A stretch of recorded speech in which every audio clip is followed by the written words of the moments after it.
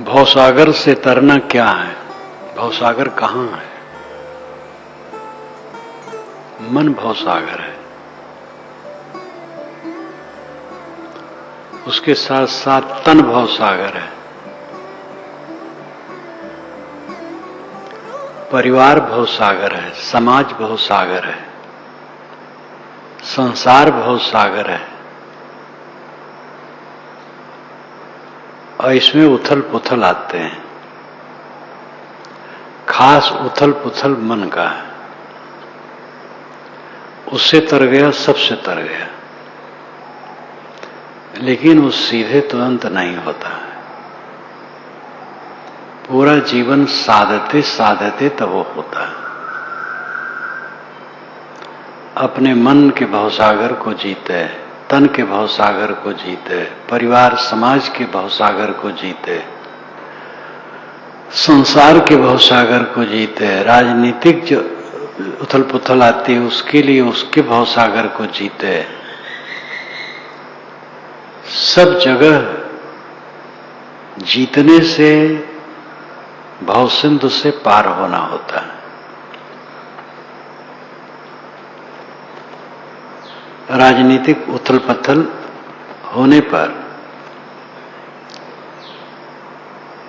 काफी विचलन हो जाती है। कुछ दिन में शून्य हो जाता है। कोई उसको पूछता ही नहीं, चर्चा भी नहीं करता। और उसी के हवा में जो उड़ जाता है वो अपनी हानि कर लेता है। सामाजिक उथल पुथल आती है कुछ उत्तेजकों के कारण, और उसमें जो उड़ गया वो अपनी हानि कर लेता है। पारिवारिक उथल पुथल आती है, उसमें जो उड़ गया, अव्यवस्थित सोचा बोला किया, वो अपनी हानि कर लिया। शरीर में रोग लगा, वो कायर हो गया और स्थिर नहीं रहा, तो अपनी हानि कर लिया। मन में उथल पुथल हुई तो सबसे बड़ी हानि है। ये सब उथल पुथल में सम रहना, शांत रहना, इस संसार सागर भवसागर को जीतना। जो भवसागर से पार होना चाहे वो अपने को मारे, दूसरे को नहीं। दूसरा अपना अपना सब जाने। दूसरे को कोई मार भी नहीं सकता है, अपने को मारे। गीता में जो लिखा है, बीजक में जो लिखा है, वेद शास्त्र में जो लिखा है, कुरान पुराण बाइबिल में जो लिखा है, गुरबाणी में जो लिखा है, उस सब का मनन करना चाहिए। जीवन में क्या लिखा है? जब तक हमारा जीवन गीता नहीं बनता, कुरान बाइबिल वेद शास्त्र बीजक नहीं बनता, तब तक हमारा उद्धार नहीं होगा। शास्त्रों में ही तो बताया गया है। साधना की बात जहां बताई गई है वहां यही बताई गई है। और बातें जहां बताई गई हों तो अलग है। मारकाट भी है किताबों में, लड़ाई झगड़ा भी है, पता नहीं क्या। लेकिन जहां मुक्त की बात है, जन्नत और स्वर्ग की बात है, वहां एक ही रास्ता बताया। दासराग युद्ध वेद का प्रसिद्ध है। 7वें मंडल में इसकी चर्चा आती है। वशिष्ठ कहते हैं कि बड़े बड़े फरसे लेकर के लोग युद्ध करने गए, जिसमें किसी को शांति नहीं मिलते, दुख होता है। ऐसा युद्ध भयावह है। इससे छूटने का देव हमें रास्ता बताओ। उन्होंने लिखा है प्राची दिशा को गए, पूरब को गए, दासराग युद्ध जहाँ हुआ है, 10 राजाओं का युद्ध, विश्वामित्र ने 10 राजाओं को संगठित किया था और उधर से सुदास थे और उनका अपना था। अंत में सुदास की विजय हुई थी, 10 राजा हार गए थे। उसी समय की बात है। वशिष्ठ उस समय सुदास के पुरोहित थे, तो सुदास के ही तरफ से उनका समर्थन था, लेकिन वो स्वयं क्लेशित थे कि जिसमें किसी लाभ नहीं होता है, मार काट, ऐसे भयावह संकट से देव हमें बचाएं, रास्ता दिखाएं, स्वर्ग का रास्ता दिखाएं। स्वर्ग चाहने वाले को ये रास्ता ठीक नहीं, शांति चाहने वाले को ये ठीक नहीं। तो उस जगह भी ये बात बताई गई, जहाँ सीधे स्वरूप स्थित गुणातीत अवस्था, मुक्ति अवस्था की चर्चा होती है, वहाँ तो सब निर्माण, मोहा, जित संग जो दोषा इत्यादि कहा जाता है। अंतर बाहर संतुष्ट, शांत, स्थिर। तो साधना का जो विषय है वो अपने को मारना है। हमारे जीवन के संबंध में जहाँ जहाँ हम गए रहे, कितने लोग मिले, कितने लोग छूटे, वे हमारे साथ क्या व्यवहार किए, सब मर गया। आज का जो है वो कल मर गया, मर जाएगा, सब मर जाता है। इसमें जो जो विचलित होता है उसको बुरा फल मिलता है, जो शांत रहता है उसका फल अच्छा होता है। किसी को भयभीत नहीं होना चाहिए। सामाजिक, पारिवारिक, राजनीतिक, देशिक उथल पुथल में किसी को भयभीत नहीं होना चाहिए। जो सकारात्मक बुद्धि रखने वाले साधक हैं, निर्माण भाव से, उनके लिए कोई परेशानी कभी नहीं है। अपने को मारने में सरल है। कोई हमारी निंदा करे, हम निंदा न करें। कोई हमें गाली दे, हम गाली न दें। ये किताब में लिखा है तो किताबें में लिखे से काम होगा। हमारा जीवन गीता बनना चाहिए, बीजक बनना चाहिए, उपनिषद बनना चाहिए, वो जीवन में उतारना चाहिए। एक जगह में बैठा था, लोग मिलजुल रहे थे, तो मिलते जुलते हैं, पैसा भी चढ़ाते रहते, रुपये चढ़ाते रहते हैं। एक नवयुवक आया मिलने, नाम प्रसिद्ध तो हो ही गया है, नाम की गंदगी हमारी बहुत बढ़ गई है।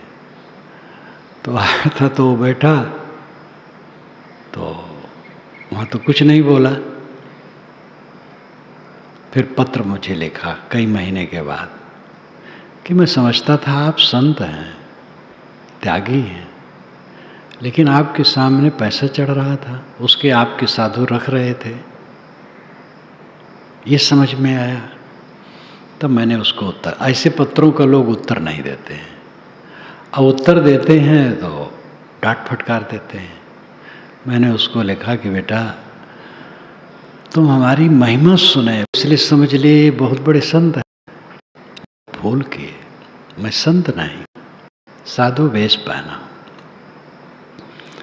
अपने ढंग से जी रहा हूँ।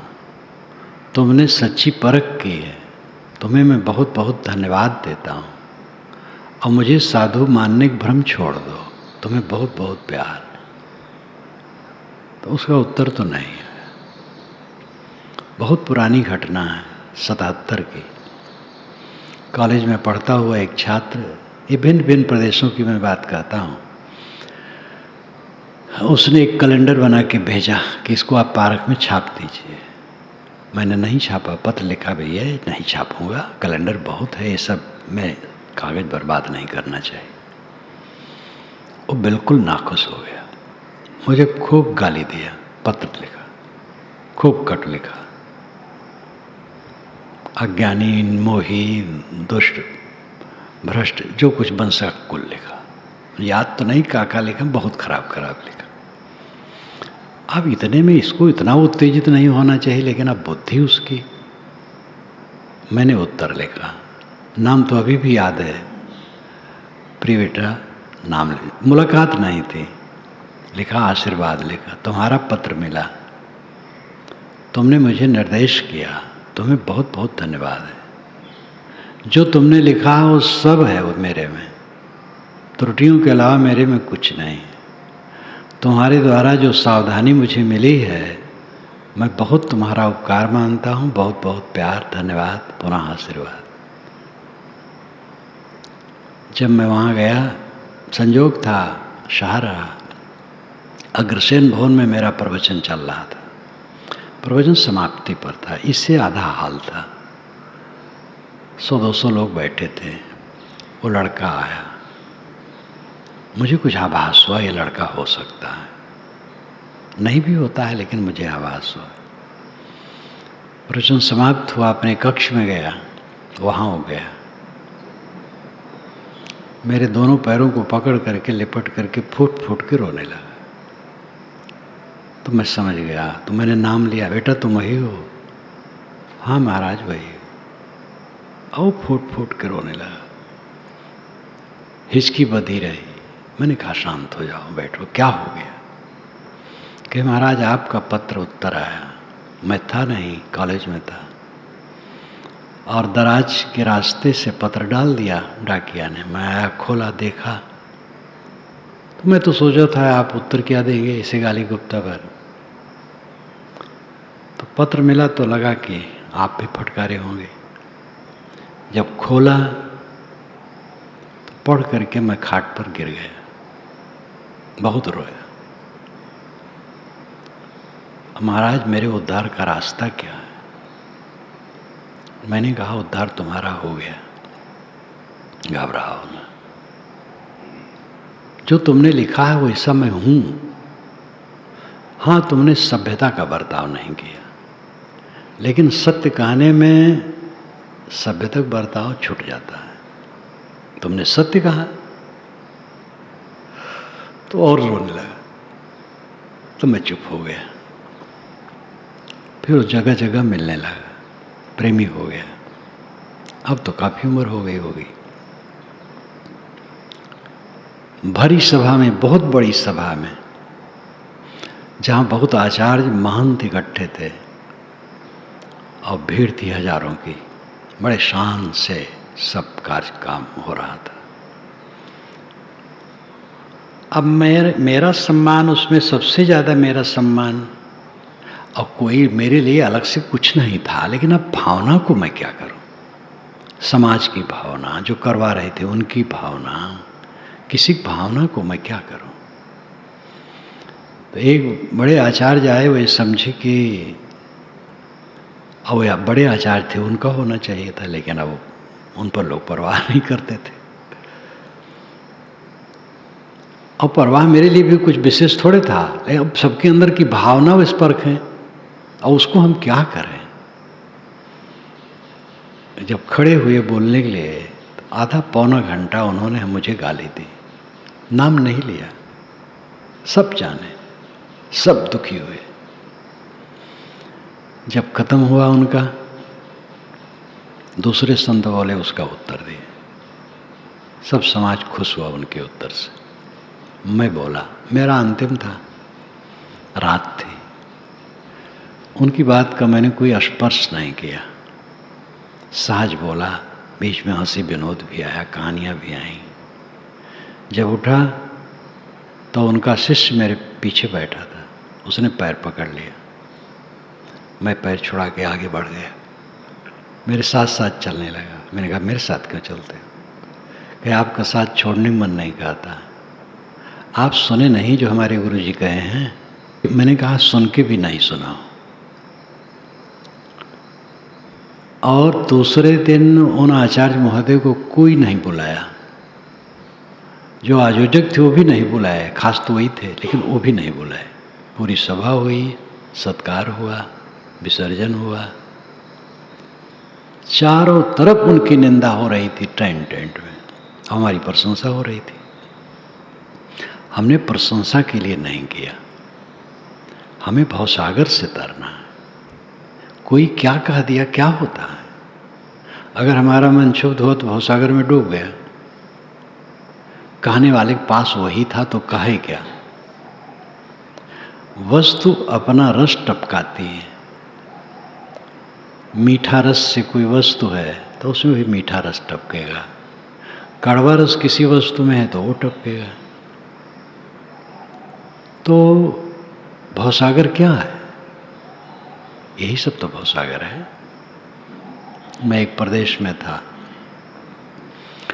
एक साधु ने कहा, साहब अमुक संत आपको बहुत बुरा कहते हैं, बड़ी निंदा करते हैं, दुख होता है, उनको आप समझा दीजिए, आपके पास आते हैं।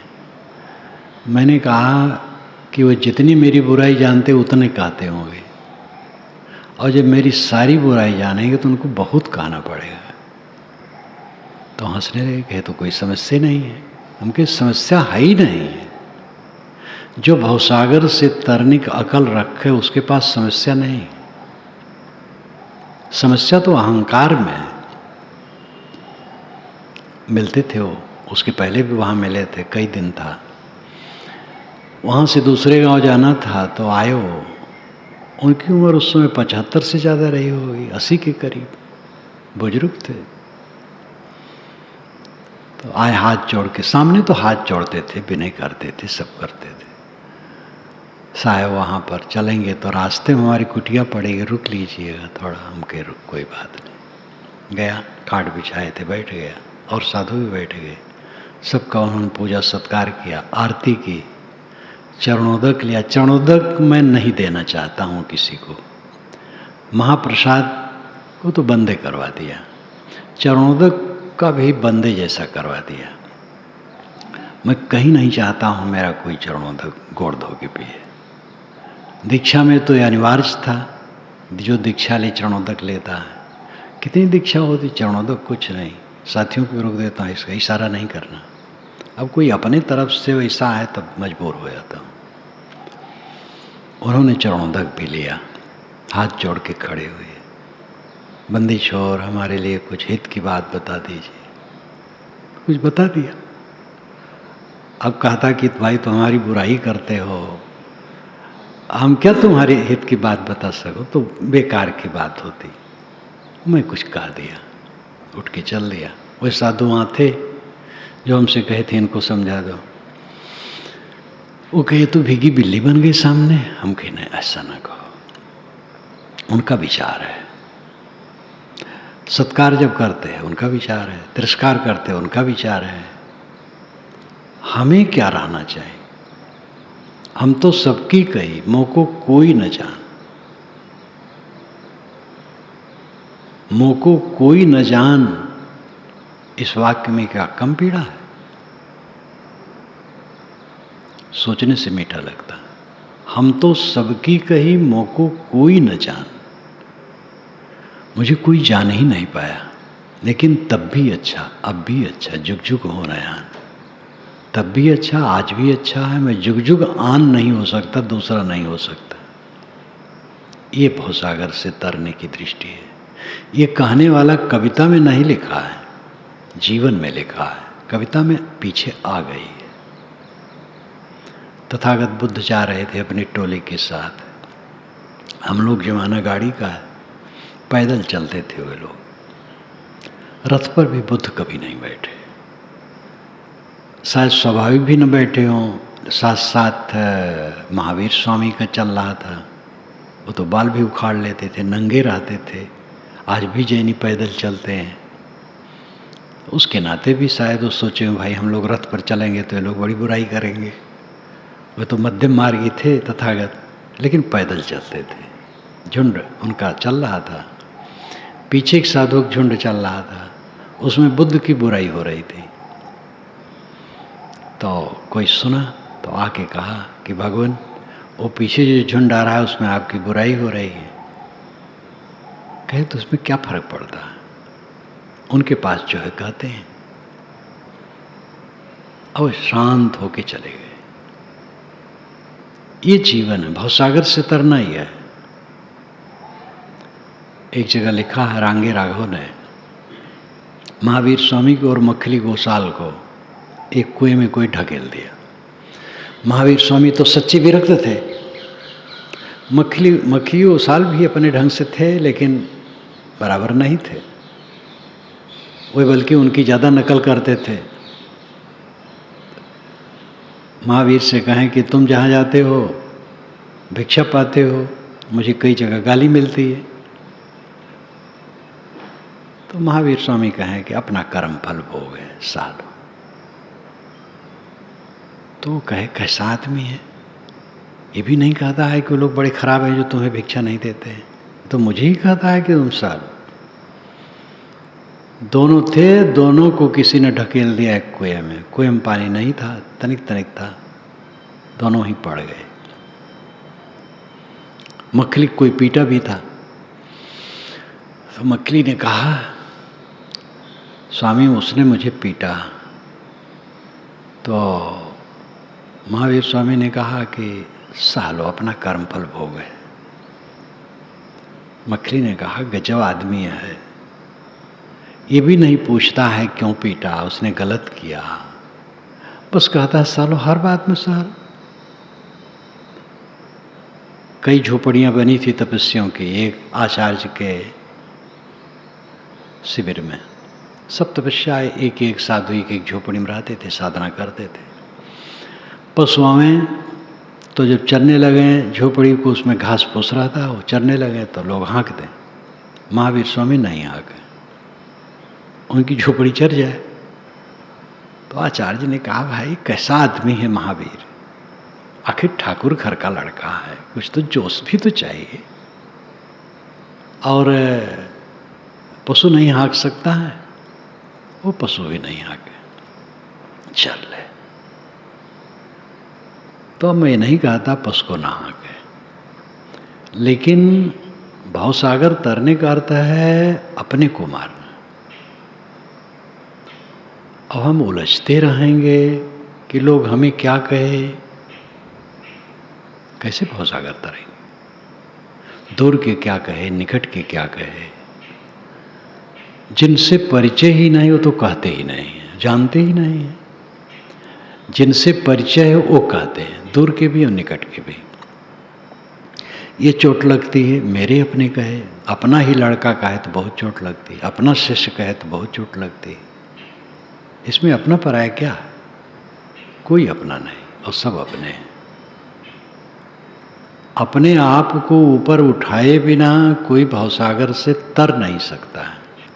अपने को मारो, अपने को संभालो। इस पंथ में आया तो कई बातों में मैंने अपने ढंग से सुधार किया। चरणोलग लेने बहुत भरमार थी, उसको करीब करीब बंद करवाया। शीत प्रसाद उसको तो पूरा बंद करवा दिया। आरती को मैं बंद नहीं करवा पासा, भय लगता है लोगों से बवंडर करेंगे। लेकिन कम से कम मैं चाहता हूँ इस आश्रम में मेरे शरीर की आरती ना हो। अधिवेशन के समय भगत भी रहते हो जाए। गुरु पूर्णिमा के दिन मैं सोचता था आरती न करने दो, लेकिन हिम्मत नहीं हुई कहने। जब हो गई तो गुरुछेव हमारे कक्ष में गए तो उनसे मैंने कहा कि आरती जब करना हो एक स्टूल पर आरती चला के रख दिया जाए, सब बैठे रहे आरती गा लें। वहाँ हो गई आरती तो हंसने लगे, ऐसी कहीं आरती होती है? हम कहीं जब करो तो ऐसे होती है, ऐसे हो जाएगी। तो कम से अब भंडारा यहाँ होता है समय समय से, तो भंडारे के दिन प्राय दूसरे दिन पूजा करते हैं। पूजा कर लें, आरती न करें। आरती में जो सब खड़े होते हैं मुझे जैसे लगता है कांटा गड़ रहा है। इस देह की आरती करवाना हमें पाप लगता है। क्या एक कूड़े कचड़े की आरती करवाएं? गुरुछेम से तो मैंने कहा तो वे खंडन किए। 4 वर्ष अब हो रहे हैं, 4था वर्ष लगा है। जन्मदिन मनाने का प्रचलन हमारा शुरू हो गया हमारे लिए। एक सज्जन ने बहुत खोज खाज करके हमारे तिथि में थी सब उत्साह से किया, कहीं यहाँ भी संदेश दिया, यहाँ भी शुरू हो गया। शुरू तो हुआ, एक हमारे ब्रह्मचारी थे पंजाब की तरफ रहते हैं, वो बहुत पीछे पड़े आकर के। साहब हम वहाँ वेदांतियों में देखता हूँ गुरुओं की जन्मदिन इतना मनाया जाता है जोश खरोश से, और बड़ा बड़ा जलसा करवाया जाता है। यहाँ हम भंडारा तो कर सकते हैं, क्योंकि भंडारा करके क्या कर, बहुत डांटा। वो हिन करता रहा बच्चों के सरी का। मैंने कहा चल भाई जा।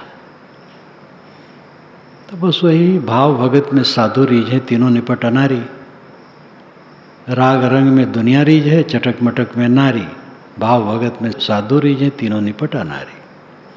राग रंग में दुनिया रीझती है, और चटक मटक में स्त्री रीझती है, और भाव भक्ति में साधु रीझते हैं, तीनों निपट अनाड़ी।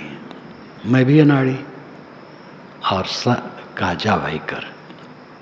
वो देने लगे रुपया। उस समय भंडारा होने लगा जन्मदिन पर। फिर यहाँ के लोग उत्साहित हुए, उसको और बढ़ा दिए। फिर उत्साह हुआ, शाम को बैठक शुरू हो गई जन्म के दिन। अब बैठक में क्या करते हैं लोग, आभास तो होता था बड़ा ये करते होंगे, लेकिन जब तक कान में न आवे तब तक प्रभाव नहीं पड़ता है। बैठक में मुझे अंत में जाना पड़ता था, उस दिन पूजा करते रहे। तो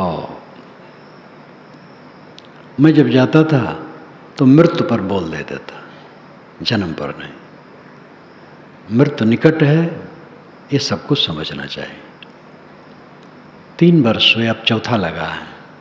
मैं अपने कक्ष में बैठा था, और उस वाले धर्मशाला वाले कक्ष में चल रहा था। वही दिन था, और उस दिन खुली आवाज़ आ रही थी, तो मैं सुन रहा था। मुझे सब कांटा के समान लगा। जो मेरी प्रशंसा की जा रही थी, मुझे कांटे के समान चुभे, लेकिन कुछ कहा नहीं। सभा में गया, मृत्यु पर बोल दिया।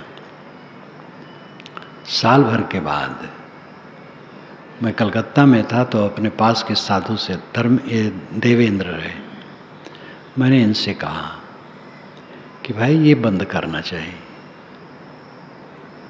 कम से कम सभा बंद हो जाना चाहिए, ये ठीक नहीं। सभा करें, ज्ञान विचार की बात कहें, ये हमारे देह, सड़ी देह की बड़ाई ठीक नहीं है। यहाँ आया, थोड़ा कहा, गत बरस इसको कड़े रूप में लिया कि एकदम बंद होना चाहिए। नाम भी नहीं, ना भंडारा, ना बैठक, नाम भी नहीं हो, भूल जाना चाहिए किस दिन जन्म हुआ। तो जहाँ तक हिम्मत कर पाता हूँ उसको रोकता हूँ। ये शरीर पाप का घर है, सड़ा हुआ है। इसमें तमाम उद्वेग भरे, तमाम विकार भरे, उसका क्षय करके शांत लेना है, इसकी आरती नहीं करवाना। और अपने आप को इससे उद्धार करना, अपने आप का। भवसागर से तरना कहीं अलग भवसागर है। ये नाम, रूप, अहंता, ममता, सामाजिक, पारिवारिक, राजनैतिक उथल पुथल, निकट और दूर के लोगों की भावनाओं के उद्वेग, इन सब से अपने मन को ऊपर उठा लेना। और ये सबके लिए, कोई एक के लिए थोड़े, मेरे लिए है, सबके लिए, सबके सिर पर है। वो गीत में आता है, रिकॉर्डिंग में आता है कि जो समझता है कि वो मूर्ख है, वो सबसे मूर्ख है। दूसरे को मूर्ख समझ लेना तो बहुत सहज है। दूसरा आदमी अविवेक पूर्वक काम करता, बुद्धि उसकी ठीक नहीं है, आचरण ठीक नहीं।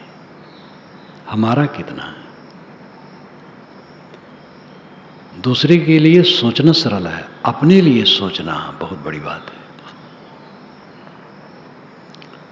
भय नाम की चीज नहीं होनी चाहिए कि लोग हमें क्या कह देंगे, क्या कर देंगे।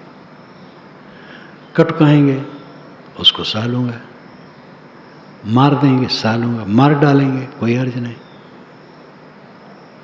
इतना जो अपने पर ओढ़ लेगा, उसको कोई भय है? कोई कष्ट है, कोई परेशानी है, भवसागर फिर और कहीं है। शरीर तो ऐसे जीवन मुक्त पुरुषों का भी होता है जो कष्ट से छूटता है कहीं कहीं। दक्षिण भारत के संत रमण महर्षि, निर्मल संत, 15 वर्ष की उम्र में निकल गए थे। 15 में निकलने से कोई महत्व नहीं है, महत्व है जब निर्मल रहा है। 15 वर्ष में, 10 वर्ष में निकल जाए, आगे कूड़ा कचरा बटोर ले तो क्या करेगा? बाल ब्रह्मचारी का ढोंग कुछ काम करेगा? बाल ब्रह्मचारी हैं लेकिन भ्रष्ट है, का बाल ब्रह्मचारी। श्री काशी साहब थे, 2 बच्चे, 1 बच्ची, परिवार, नौकरी, 33 वर्ष की उम्र में जाने, 34 वर्ष की उम्र में दीक्षित हुए, 38 वर्ष की उम्र में विरक्त हुए। बुरहानपुर में वर्षों रहे, शायद 27 वर्ष से कितना वर्ष रहे, और अंत में अपने 65 वर्ष की उम्र में बुरहानपुर छोड़ दिए। 64 वर्ष हो, 65 वर्ष की उम्र में शरीर छोड़ दिया आगर की तरफ। सब कुछ उन्होंने किया, पारक सिद्धांत का शास्त्रीय स्वरूप दिया, लिखा, पढ़ा, संपादन किया, निरपेक्ष ज्ञान दर्शन जैसा ग्रंथ लिखा, और जीवन मुक्त हुए। पूर्ण जीवन मुक्त होकर के उन्होंने शरीर छोड़ दिया। आश्रम छोड़ दिए थे तभी जीवन मुक्त नहीं थे, आश्रम में थे तब भी जीवन मुक्त थे। छोड़ दिए और अच्छा किए, आश्रम में ही शरीर छोड़ते तो भी जीवन मुक्त थे। तो 33 वर्ष की उम्र में उनको समझ हुई कच्ची गृहस्थी में, और जीवन मुक्त हुए। और कोई बाले ब्रह्मचारी हो और सड़ा हो तो क्या करेगा बाल ब्रह्मचारी पर? अथवा बाल ब्रह्मचारी हो, सड़ा ना हो, सदाचारी हो, त्याग से रहे, लेकिन पूरा काम न कर पावे तो बाल ब्रह्मचारी होने से क्या हो?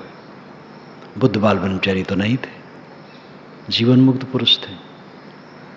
इसलिए पहले क्या था इसका महत्व तो नहीं, आज क्या है। वर्तमान ठीक है तो सब मंगल है, वर्तमान में गलत है तो सब गलत है। इसलिए वर्तमान को देखने की जरूरत है। किसी को हराला नहीं बनना चाहिए। गलती कल किए हैं, वो मर गया, आज उस गलती को मन वाणी कर्म से छोड़ दो, गलती खत्म हो गई, सही हो गई। अहंकार है गलती के लिए तब नहीं छूटेगा, हमने किया ठीक किया तब फिर गलत है। मन वाणी कर्म से लगे नहीं गलत किया, ग्लानि हो जाए पूर्ण, बस खत्म हो गया। भवसागर से तरने की बात यही सब है। कोई महापुरुष ऐसा नहीं हुआ है कि जिसके जमाने में चारों तरफ सब सुविधाएं थी, पास के लोग सब समर्पित थे, अब कोई उनकी आलोचना नहीं करता था, कोई बुराई नहीं करता था। जहाँ आते जाते थे वहाँ कोई बुराई नहीं होती थी, सब जगह सत्कार होता था। ऐसा कहीं नहीं। मैंने महान पुरुषों को देखा, उनकी पूजा करते थे, वो बुराई करते थे। एक जीवन मुक्त पुरुष को जब एक गांव जाना था, वहाँ रहना था कुछ दिन, तो वहाँ के महंत ने रात भर उनकी बुराई की। उन्हीं के शिष्य, वो उनका शिष्य गया था देखने वाले, उन्हीं से बुराई की। जब तक जागते रहे उनकी बुराई करते रहे। तो आ करके वो बताए श्रेष्ठ संत ने कि आपकी तो साहब बुराई करते हैं, जब तक जागे बुराई की। अरे ठीक है, नहीं जाएंगे। दूसरे दिन उनको लगा कि मैंने बहुत गलत किया है, गए। बंदी छोड़ कब चलेंगे? महाराज चुप हो गए। फिर कहे हमारे जाने से तुम्हें कष्ट हो, हम क्यों जाएं? नहीं बंदी छोड़, न चलेंगे तो कष्ट होगा। कहे ठीक, गए। ये दशा मैंने आंखों से सब देखा है। कृतार्थात्मा पुरुष हैं, उनको गाली देने वाले हैं, दूर के लोग हैं, निकट के लोग भी गाली देने वाले। गाली देते हैं, गाली देने मतलब बुराई करते हैं, और सामने हाथ जोड़ के आरती भी करते हैं। इस सब के लिए राम सीता को ऐसे निकाले हैं, गलत किए हैं, सही किया अलग विषय है, लेकिन वो क्लांत हो गए थे। धोबी ने नहीं ताना मारा था। ये भेड़ी, समाज भेड़ी है। एक तरफ एक भेड़ी चली, सब उधर टूट पड़ते हैं। एक ने कुछ कहा, उसमें अधूरे दिमाग वाले उड़ने लगते हैं। गंभीर बात तो उसमें कोई कहने वाला बड़ा दुर्लभ होता है। बस राम सीता को फिर ले आए, रख लिए।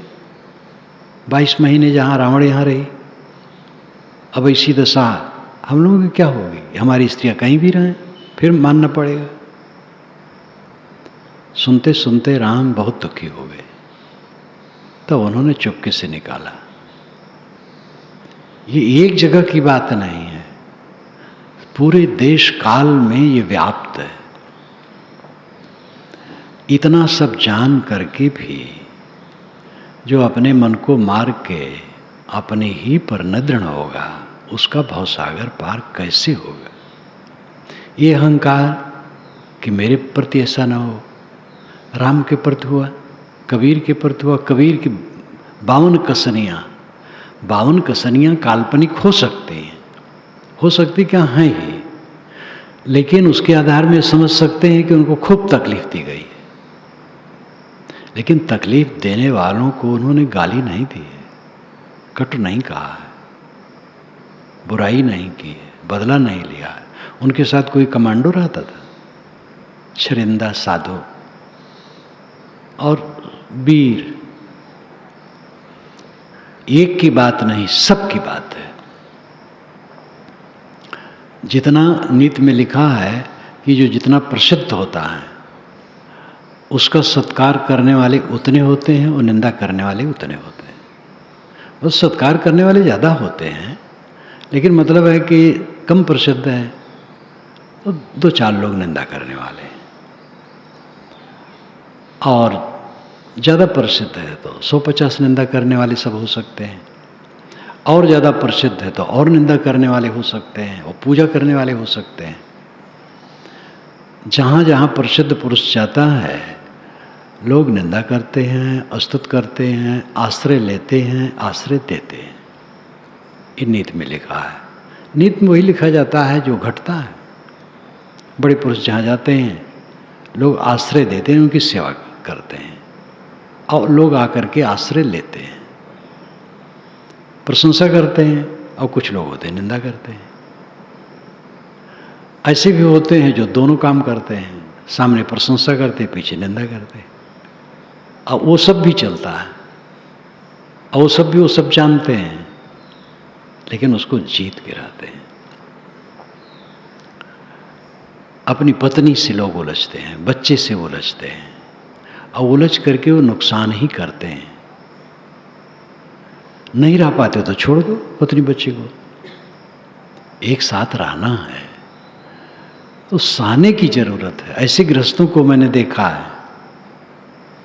कि उनका लड़का कटु कहता है, लेकिन वो किसी से नहीं कहते हैं कटु कहता है। जब 4 लोग बैठते हैं तो कहते हैं सब बड़े बहुत अच्छे हैं, बुराई करता है हमारी, लेकिन वे नहीं कहते हैं कि हमारा लड़का हमारी बुराई करता है। ऐसे मैंने गृहस्थ भक्तों को देखा है, और अभी भी संपर्क पड़ता है, प्रभाव पड़ता है उनका। सब जगह से प्रभाव लेना चाहिए। हमारे ही साधु धर्मेंद्र और गुरुभूषण गए श्रीपति जी से मिलने के लिए, उस समय शायद नगर आयुक्त थे। यही लोग बता रहे थे कि जब लोग आए तो कोई कुछ कहे, कोई कुछ कहे, उल्टा पलटा, अपना अपना काम के लिए, कोई कुछ जिद दायरा है, वो शांत सुनते रहे। अब एक तरफ से कहाँ तक कोई कहा, सब चुप है। तो अपना कबीर साहब का हो प्रवचन सुनाने लगे सबको वाणी। सब ठंडे हो गए बेचारे, तो ये लोग निकले कि ऐसी अवस्था में तो हम लोग उत्तेजित हो सकते थे। इनसे तो बड़ी प्रेरणा मिली। इन लोगों ने ही मुझे बताया, कोई साधु भेष धरे हो वही रहनी में रह सकता है, और धोती कुर्ते फुल पैंट शर्ट में वो नहीं रह सकता है, ऐसी बात नहीं। रहने में जो रहे वही रह सकता है। न फुल पैंट शर्ट कुछ काम नुकसान देगा, और न अचला लंगोटी हमारे लोगों को फायदा करेगा। काम करेगी रहनी। अचला लंगोटी पहन करके तो और अहंकार घिरता है। हम सब साधु हो गए, साधु हो गए, गुर्राने लगे, सबसे बड़े हो गए। अब अंदर में कितनी साधुता है, कितनी समझ है, इसका तो हो सवाल से नहीं। कहावत है, सौदा करे दुकान धरे ना, फकीरी करे फकीर बने ना। फकीरी करे फकीर न बने। साधु वेश धर लेने का मोह कि साधु वेश धर लें झट से, क्या इसमें धरा है? कभी भी इसी लालसा नहीं होनी चाहिए। मैं तो घर छोड़ा था तो बस एक ही संकल्प था, गुरु संतों के चरणों में पड़ा रहना, साधना करना, कोई कामना और नहीं। और वो कामना मेरी पूरी हुई। तो साधु वेश धर करके तो घमंड बढ़ता है, सावधान न रहो तो और पतन होता है। हम लोग बाबा हो गए, मुड़ मुड़ाए 3 गुण, सिर की मिट गई खाज, बनी बनाई रोटी मिले लोग कहें महाराज। सब जगह महाराज आए महाराज आए। अब महाराज में कितना भंगार है, महाराज जाने। इसलिए खतरे हर जगह हैं, और ये बड़ा सूक्ष्म है।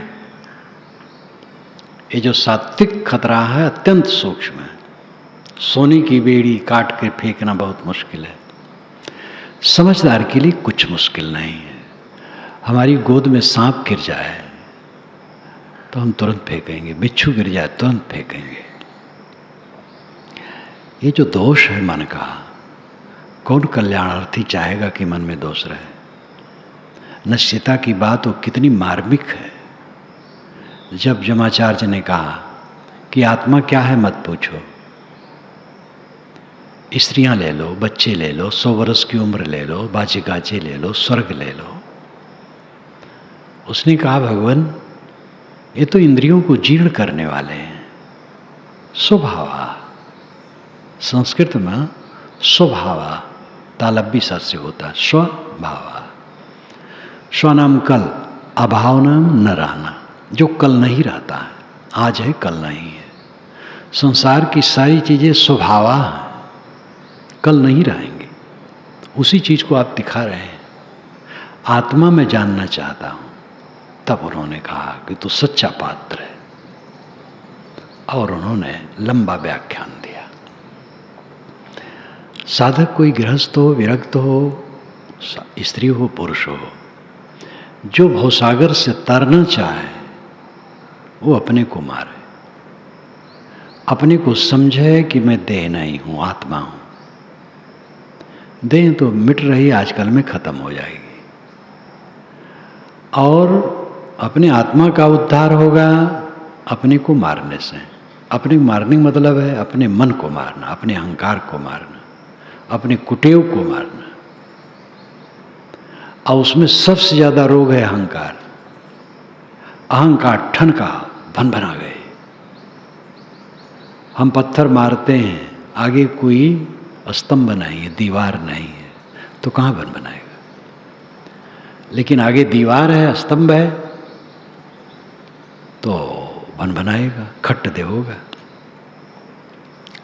कोई घटना घटती है, अनुकूल या प्रतिकूल, अगर अहंकार का खंभा है तो बन बनाएगा। अनुकूलता मिली तो चिपकाहट हो जाएगी, प्रतिकूलता मिली तो क्रोध आ जाएगा। दोनों स्थितियों में न क्रोध आए न चिपकाहट हो, यह अहंकार का खंभा टूटने से कल्याण होगा। ऐसी दशा आएगी। हमारा अहंकार टूट जाए तो दूसरे क्या फायदा, हमारा फायदा है। अब आजकल में पता नहीं लगे ये साथी लोग कहाँ गए। पहले हम आए हैं तो समाज वो उसमें एक भी व्यक्ति नहीं है। वही विमल साहब हैं, निहाल साहब हैं, 2 जने हैं। निगम दास जी तो बेचारे पीछे आए, साधु शरण भी पीछे आए। जब मैं आया था उसके पहले के निहाल साहब विमल साहब हैं और कोई नहीं। तब भी समाज था और एक व्यक्ति नहीं है। उस समय भी अपना राग था, द्वेष था, हानि थी, लाभ था, अनुकूल था, प्रतिकूल था, उल्टा पलटा कहने वाले थे, अच्छा कहने वाले थे, और जो जो जैसी जैसी कमाई की ले ले करके गए। अब वो सब कुछ नहीं रहा। ये आज का रहेगा? कुछ नहीं रहेगा, किसी का नहीं रहता, केवल हमारा नहीं आपका भी। एक वचन में आता है, हाँ सितम अपने ही ऊपर बात कुछ छिड़ी नहीं, बादशाहों के भी झंडे गड़े रह जाएंगे। केवल मैं अपने लिए नहीं कहता, बादशाहों के भी झंडे गड़े रह जाएंगे, वो चले जाएंगे। ये तो तब अहंकार हम करें कि और लोग मर जाएंगे, हम रहेंगे, और तब दुखी हूं कि हम ही मरेंगे, क्या कहें, और लोग तो सब बने रहेंगे।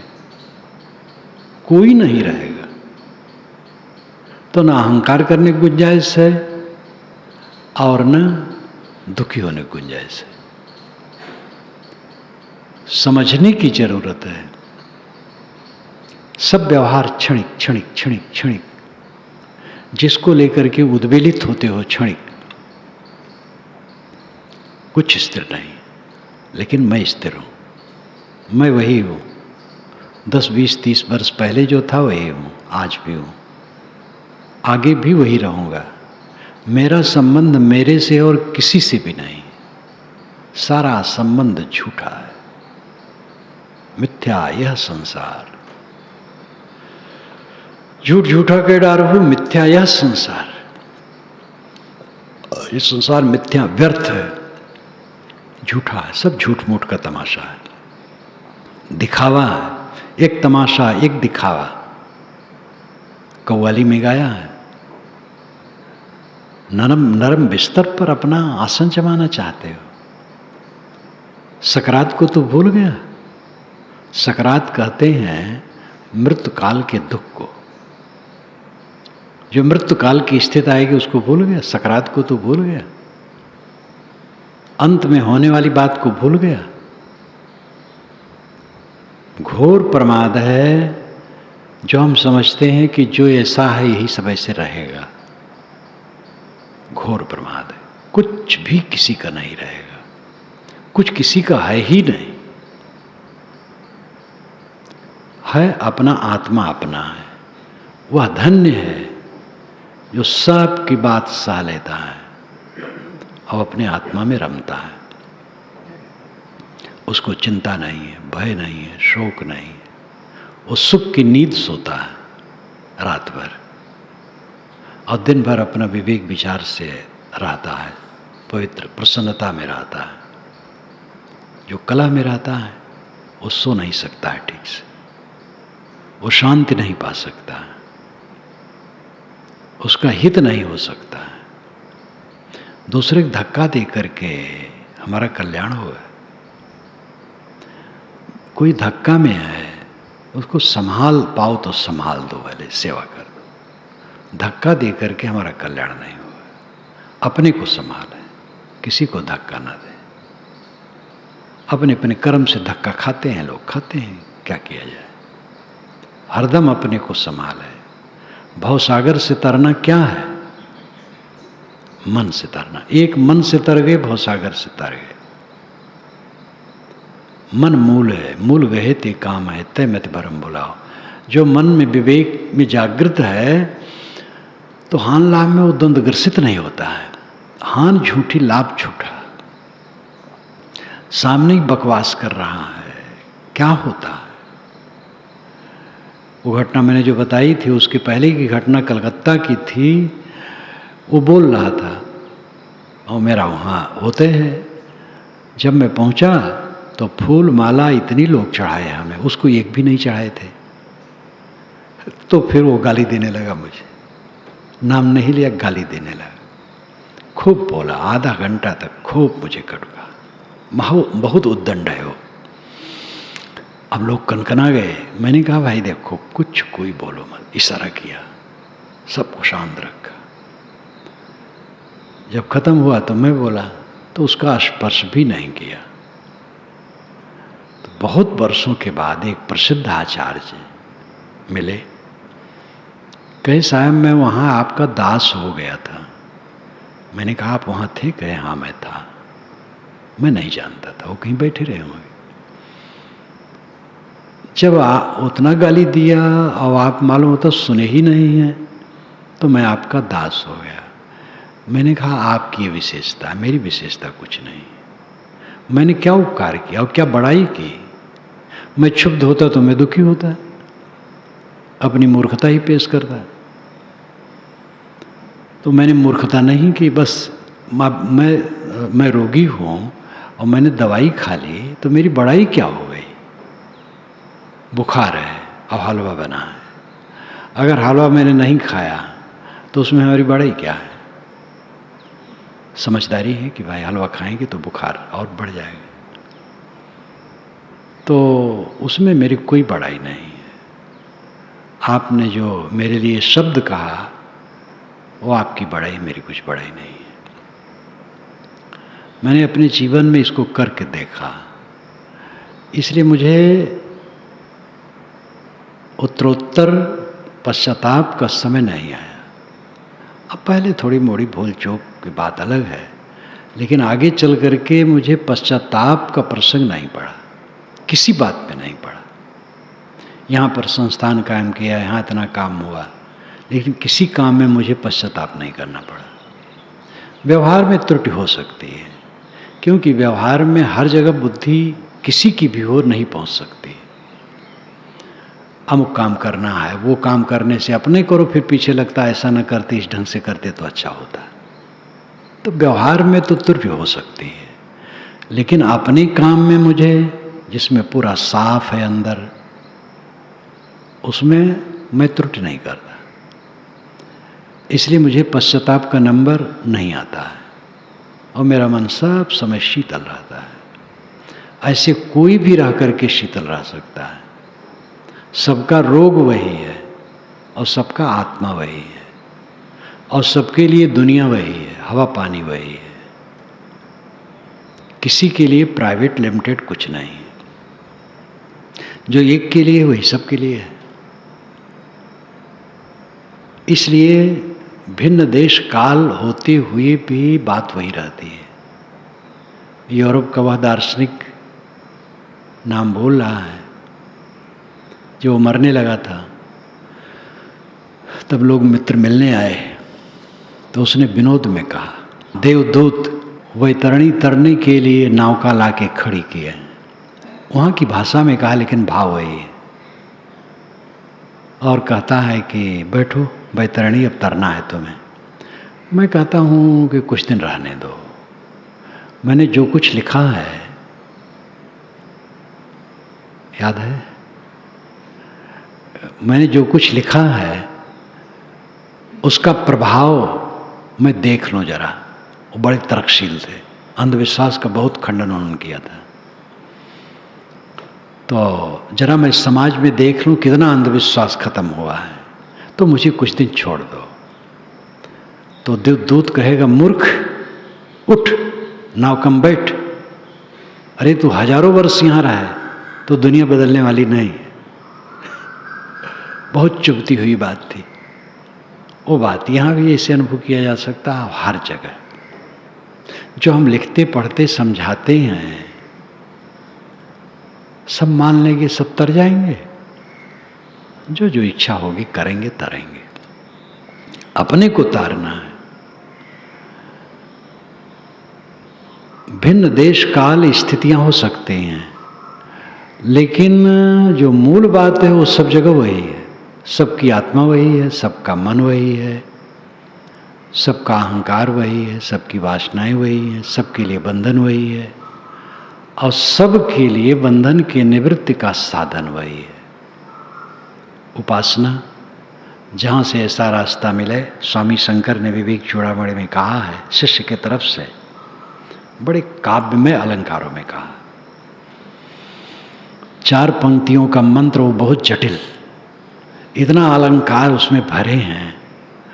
और पहले भी मैं सोचता था उसी का अर्थ करने में बहुत समय हमें लगेगा, उसको बैठाते बैठाते कल बैठाया, कितना अलंकार उन्होंने इसमें जोड़ा है। तो उसमें शिष्य कहा है, मैं पतित हूँ भवसागर में, गिरा हूँ, मुझे उठा लीजिए। प्रभु, आपको छोड़ करके मैं नहीं जानता हूँ कि दूसरा भी शरण है, दूसरी भी शरण है। और शरण और कहाँ है? सदगुरु संतों को छोड़ करके कहीं शरण है ही नहीं है। मैं भवसागर में पतित हूँ, और उसमें भी इतना दावा, तप्तम दावा नल, और बड़ा बड़ा अलंकार उसमें दावा नल में भी जोड़े हैं। तो हम दुख में पड़े हैं, मन के दुख में, खास मन का दुख है, फिर तन का दुख है, फिर सारा संसार का दुख जुड़ जाता है। साधक को एक ही काम करना है, मन का दुख समाप्त कर देना, बस बेड़ा पार। और मन का दुख तब मिटेगा जब अपना सारा अहंकार मिट जाएगा। प्रशंसा करने वाले सावधान, फूलने न पाए मन, वैसा विवेक रहे तो क्या फूलेगा। निंदा करने वाले से तो सावधान रहना जरूर, उनका तो उपकार मानना चाहिए। जब एक संत को एक ने कहा, कपटी कहीं का, उन्होंने कहा आपने मुझे परखा, 30 वर्ष हो गए साधु हुए। उस साधु को 30 वर्ष हुए हुआ था, मुझे तो 50 से ज़्यादा हो गए। तो अपने को देख है, अपने को परख है, हर समय अपने को मारे है, कौन परेशानी है। इसलिए कोई भी साधक हो जो कल्याण करना चाहे वो भयभीत न हो, वो ये न सोचे कि हमारा क्या होगा। किसी बवंडर को देख करके भयभीत न हो। बवंडर करने वाले बवंडर में रहते हैं, वो उसका फल पाते हैं। और जो साधना करते हैं वो शांति पाते हैं। साधना करने वाले कभी हार नहीं हो सकते, उसके लिए पूरी प्रकृति आरती साजी खड़ी है, उसके लिए सर्वत्र स्वागत है सत्ता में, क्योंकि उसने अपना स्वागत स्वयं कर लिया। जो आत्म प्रतिष्ठित हो गया, समाज प्रतिष्ठित हो गया। अब आत्म प्रतिष्ठा नहीं है तो समाज प्रतिष्ठा क्या करेगी। राजनेताओं को तो मंत्री आते हैं तो उनके विषय में प्रशस्ति पत्र दिया जाता है, झूठ झूठ, और फूल मालाएं चढ़ती हैं। कई नेताओं को तो रुपये से तौला जाता है, और जब चले जाते तो गाली भी देते हैं, वही तौलने वाले गाली देते हैं, और लोग बस करते हैं। तो प्रशंसा का महत्व नहीं है। हमारा मन प्रशंसित है, मन मुख्य है, मन सरल है, शीतल है, निर्माण है, अहंकार शून्य है, उद्वेग शून्य है, तो हमारा बेड़ा पार है। हमें कोई क्या कहते हैं, हम किसी सभा में बैठे बोल रहे हैं, और उसमें कितने लोग बैठे जो अंदर ही अंदर कह रहे हैं महाढोंगी है, बक रहा है, न इसके पास विवेक है न रहनी है, बुद्धि भी कमजोर, आचरण भी कमजोर, बक रहा है केवल। और कितने लोग बैठे तो जीवन मुक्त हैं, धन्य है, दर्शन हमें हुए। वो दोनों से हमसे कुछ मतलब नहीं। वो जिनका जिनका जो है उनका भाव है, उनको हान लाभ उनके पास है। निज निज भाव चखे, जो हम हैं वही हमारा लाभ है, वही हमारी हानि है। अगर हमारा मन खटाई में है तो हमारी हानि है, और हमारा मन ठीक है तो हमारा लाभ है। इसलिए जो सकारात्मक साधक हैं वह भयभीत कभी ना हो, किसी बाउंडर से भयभीत ना हो।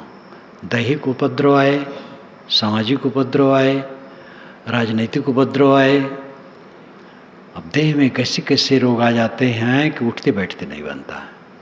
लेकिन घबराना नहीं चाहिए, वो सब चला जाएगा, क्या रह जाएगा। मुझे साटिका हुई थी, साटिका ठीक से जिसको होता वही जान सकता है। और वैदिक में भी लिखा है साटिका कोई रोग नहीं, जिस पर आ जाए। तो वैसे थोड़े आता, उसमें भी कुछ कारण कार्य व्यवस्था होती है। तो उठना बैठना मुश्किल था। गुरछे मेरी सेवा में रहते थे और सहायक भी थे, तो मैं उनसे विनोद किया करता था कि देखो ये भूत का मामला है, तभी अच्छा नहीं हो रहा है दवाई से, वो कुपित है, बैगा से झड़वाते नहीं हो। और हंसता रहता था। लोग कहते हैं वैसे विनोद करता था, भूत बात तो झूठे हैं। और मंच पर बैठ करके कुर्सी पर भाषण करता था। भाषण में कोई नहीं जान पाता था इनको कोई दर्द है, और समय भी नहीं जान पाता था। बातचीत करता था, अपना प्रसन्न रहता था। कमर में दर्द है, वो दर्द रहा है अपनी जगह पर, रहा है, क्या करी, दर्द सह लेता था। बहुत ज़्यादा दर्द आ जाएगा जब असहन में, तब बदहोशी हो जाती है। इसलिए डरना नहीं चाहिए कि ऐसा ना दर्द आ जाए कि बदहोश हो जाए। बदहोश है तो फिर खत्म। असहन जब दर्द होता है तब बदहोशी आती है। जब तक सहने योग्य है दर्द, तब तक बदहोशी नहीं आती है। जब असहन दर्द होता तब बदहोशी आ जाती है और सब दर्द खत्म। इसलिए कहीं भयभीत ना हो कि रोग लगेगा तो क्या होगा। हम साधु हैं, कोई सहायक ना हो तो क्या होगा। हमें हमारे पिताजी ने कहा था, जो देह के पिताजी थे, अब माता पिता तो मोह होते किसी प्रकार रुक जाए। कहे साधु होने में अब बुढ़ापा आ गया, कोई आगे पीछे नहीं है, रोग है, कौन सेवा करेगा। तो मैंने कहा कि अनेक जन्मों में जंगली पशु में हुआ होगा, कौन मेरी सेवा किया होगा। अरे भाई इतना संतोष है तो ठीक है। तो इतना संतोष के बिना कोई साधना करेगा। तो जब सब समय संतोष होगा हर बात में, जो कोई कोप भरे मुख बैना, सन्मुख हते गिरा सर्प पैना, तुलसी तऊ लेस रिस नाई, सो शीतल कहिए जगमाए। गोस्वामी जी भी बहुत कलाकार थे, और गोस्वामी जी का वैराग संदीपनी ग्रंथ है, अत्यंत महत्वपूर्ण है, जो मैंने तुलसी पंचामृत के आखिर में रखा है। इस पर ध्यान दीजिए। जो कोई कोप भरे मुख बैना, सन्मुख हते गिरा सर्प पैना। कोई क्रुद्ध हो करके सामने वाक बाण छोड़ रहा है, कठोर कठोर वचन कह रहा है। जो कोई कोप भरे मुख बैना, सन्मुख हते गिरा सर्प पैना, तुलसी तो लेस रिस नाई। इतना अपने लिए सुन करके भी लेस मात्र क्रोध न हो, सो शीतल कहिए जगमाई। वो जगत में शीतल है। अति शीतल अति ही यमल सकल कामनाहीन, तुलसी ताहि अतीत गण वृत्त शांति लय लीन। अति शीतल, सब कामना से हीन, शांत वृत्ति में लयलीन रहो। दुर्जन कटु कहते हैं, सज्जन सम्मान करते हैं। दुर्जन निंदा करते हैं, सज्जन प्रशंसा करते हैं। लेकिन कल्याणार्थी साधक दोनों में विचलित नहीं होता है। ये भवसागर से तरना है। बाहर भवसागर नहीं है, भवसागर मन है, खास मन है। केवल मन संभाल ले, तन संभल गया, समाज परिवार देश सब संभल गए। लेकिन सबका अपना अपना महत्व है। शरीर में रोग आया तो धैर्य, परिवार में कुछ उथल पुथल तो धैर्य, समाज में कुछ उथल पुथल तो धैर्य, राजनीतिक उथल पुथल तो धैर्य, व्यक्तिगत आकर के हमें कोई भला बुरा कहने लगा, धैर्य, सह लेना, सिर झुका लेना, सबसे हार जाना और अपनी वासना का क्षय करना। यही भवसागर तरने का रास्ता है। जो कर पावे ये करे। जिनको अहंकार हो और कुछ करने का, वो कर ही रहे हैं, सभी कर रहे हैं, वो वैसा करें।